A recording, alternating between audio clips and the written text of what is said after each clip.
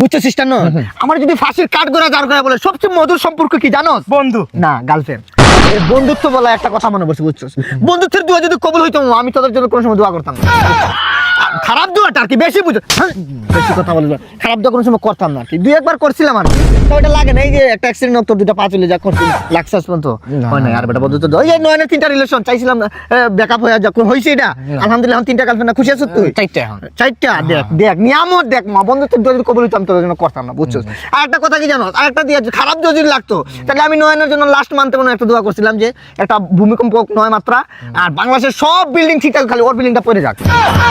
লাগে নাই তো হইছে এরকম না, হয় বেশি কথা বলে দোয়া করছস তুই? দোয়া করছি না না এই দোয়া করছস? হ্যাঁ মানে লাগে নাই তো। তো আচ্ছা ভালো দোয়া যদি করতি আর যদি সেটা কবুল হইতো তাহলে তুই করতি না আচ্ছা যাই হোক আমরা এখন আছি বন্ধুত্ব যে কথাটা যে বলছে হাতে টুইস্টটা কিন্তু দিছে বন্ধুত্বের স্থানটা কোন জায়গায় কত কোন জায়গায়? দেখ সর্বপ্রথম হচ্ছে মা বাবা মা বাবা তারপরে লেগা তোর মাস্টার স্কুলের যে মাস্টার শিক্ষকের স্থান তো 3 নম্বরে হইলে তোমার উস্তাদ উস্তাদের ধরতে হইব 4 নম্বরে হইলে প্রতিবেশী কারণ সমাজ নিয়ে তো চলাফেরা 5 নম্বরে হইলে তোর এলাকার বড় ভাই কারণ বিপদে একটা পড়বি তুই বুঝছ না বিপদে তো আগেই আসতে হইব না 6 নম্বরে যে হইলে কি এলাকার ছোট ভাই কারণ মায়াটা আর যে কোনো সময় কথা এই এটা নিয়ে এই পানি নিয়ে আনতে হইব তোরে ভাই 7 নম্বর যে এলাকার যে কুত্তা আচ্ছা যা বাদ দে বন্ধুত্ব স্থানটা বাদ দে আর বাদ দে কুত্তার নিচে নিয়ে বন্ধুত্ব নিয়ে তোরা যেহেতু ডিপ ভাবে নিতেছ তোরা একটা কথা বলি বন্ধুত্বের প্রমাণ যদি দিতে হয় না তোরা একটা খালি বেজালে পড়িস আর একটা মারামারি লাগে খালি আমার কল দিস যদি সেই জায়গায় উপস্থিত না থাকি আমার তুই আসবি 100 বার আসবো রাখি পাইবো আসবো না আমার বেজাল দেখতে ভালো লাগে তো মারামারি দেখতে আমার ভালো লাগে